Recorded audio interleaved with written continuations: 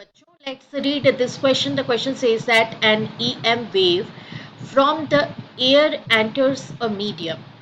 The electric fields are E1 equals to E naught 1 x cap cos 2 pi f inside the bracket z by c minus t in air, and E2 equals to E naught 2 x cap cos k inside the bracket 2z minus ct in medium, where the wave number k and frequency f refer to their values in air, the medium in non-magnetic, if epsilon r1 and epsilon r2 refer to relative permittivities of air and medium respectively, then the ratio epsilon r2 by epsilon r1 b.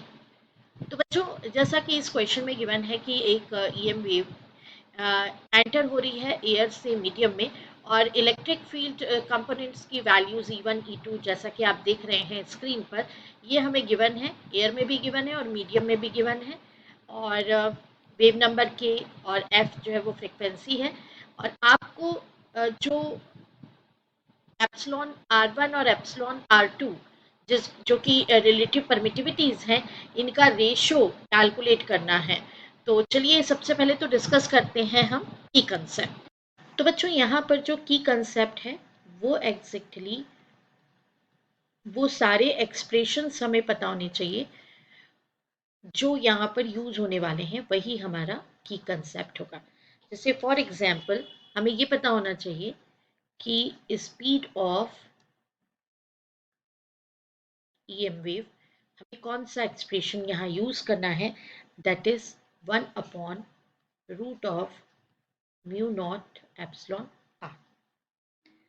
And जो standard equation है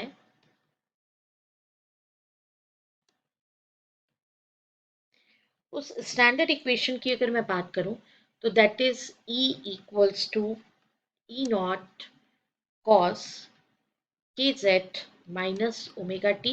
ये मैं electric component के लिए बात कर रही हूँ, तो ये जो E नॉट है वो तो पीक वैल्यू हो जाएगी, लेकिन कॉस इनसाइड द ब्रैकेट के जेड माइनस ओमेगा टी, इसके टर्म्स में मैं वेलोसिटी को फाइंड आउट करूं तो ये होगा ओमेगा बाई के। अब देखते हैं सॉल्यूशन। तो देखिए बच्चों, जो हमने एक्सप्रेशन आपको बताए हैं वही एक्सप्रेशन यहाँ पे मुझे यूज करना है। सबसे पहले तो हम बात करेंगे इन एयर मीडियम। तो मुझे जो इक्वेशन गिवन है that equation is E1 equals to E naught 1 cos 2 pi f z by c minus 2 pi f into t, like this. और ये एक्स कैप को मैं यहाँ लिख रही हूँ जो कि डायरेक्शनल वेक्टर है। तो इस इक्वेशन को देख करके अगर मैं स्टैंडर्ड इक्वेशन से इसका कंपैरिजन करती हूँ, जो कि मैंने आपको की कंसेप्ट में बताया है, तो हियर ओमेगा का वैल्यू मेरे पास है 2 पाई एफ, एंड देख रहे हैं आप ओमेगा टी है, तो ये टी के साथ में जो मल्टीपल में है दैट इज ओमेगा, है ना, तो ये 2 पाई एफ है। और के का जो वैल्यू है, ये z के साथ में जो चीज़ दी हुआ है that is 2 pi F by C, ये मेरा k का वैल्यू है, तो 2 pi F by C. So therefore मैं वेलोसिटी काउंट करूँ तो velocity in air is equals to omega by K, and it is equals to 2 pi F upon 2 pi F by C. अब 2 pi F तो cancel हो गया, and 1 upon 1 by C that is equals to c. So finally हमारे पास air में जो velocity आया है वो किसके इक्वल आया है, सी के इक्वल आया है। ये हमारा इक्वेशन 1 है। चलिए अब हम आगे कैलकुलेशन करेंगे मीडियम की। तो इन गिवन मीडियम, जब मीडियम में चेंज ओवर लेगा तो E2 is equals to E naught 2 cos k 2z minus c t, and ये x कैप। अब स्टैंडर्ड इक्वेशन से इसका हम कंपैरिजन करते हैं, तो then here omega equals to है c इंटू के। देखिए ये टी के साथ में क्या आएगा, यहाँ पे सी है और ये मल्टीपल में क्या हो जाएगा, के, तो सी इंटू के, एंड के का वैल्यू मेरे पास जो है वो कितना आ जाएगा, तो जेड के साथ में मल्टीपल में क्या है, टू और के है, तो यहाँ पर आ जाएगा टू के। तो therefore velocity in medium is equals to omega by k, that is c k upon to के। ये के टू के क्या हो जाएगा, कैंसिल। तो velocity in medium is equals to c by two. देखो बच्चे, हमें तो जो रेशियो लेना है उसके लिए ये दोनों ही जो एक्सप्रेशन है उनका हमको क्या लेना पड़ेगा, रेशियो लेना पड़ेगा। This is equation number 2।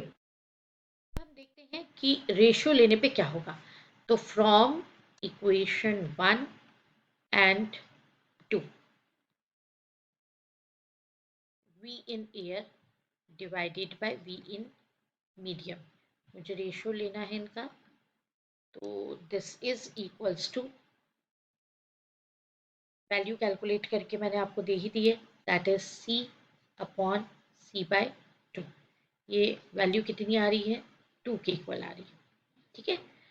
But जैसा कि हमको ये स्टैंडर्ड वैल्यूज़ पता है, तो स्टैंडर्ड वैल्यूज़ के अकॉर्डिंगली, है ना, मैं पुट करूँगी कि v इन एयर जो है that is equals to root of one one upon root of mu naught epsilon r one, and v in medium, that is velocity in medium, that is equals to 1 upon root of mu naught epsilon naught r2।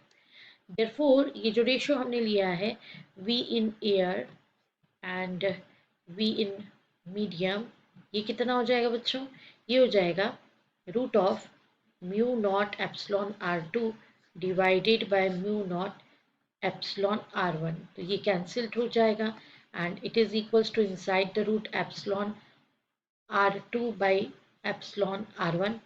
और ये value जो calculate किया ये कितना आ रहा है, 2 आ रहा है, तो इसके प्लेस पे आप रख दीजिए 2 equals to root of epsilon r2 by epsilon r1। इसका स्क्वायर करेंगे तो क्या मिलेगा, 4 equals to epsilon r2 by epsilon r1। तो देयरफॉर ये हमने कैलकुलेट कर लिया कि epsilon r2 divided by epsilon r1 ये कितना होता है, 4/1, या फिर इसको हम लिख सकते हैं कि ये रेशियो कितना होता है, 4 होता है।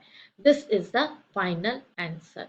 I hope you understood it well. Best of luck. Thank you.